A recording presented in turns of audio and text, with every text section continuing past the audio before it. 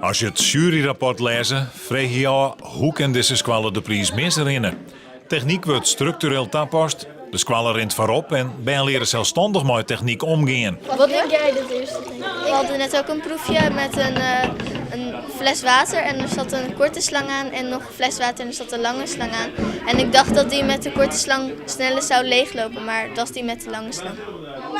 Deze was eerder.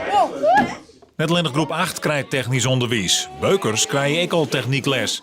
Maar de band krijgt nog volle meer mooi.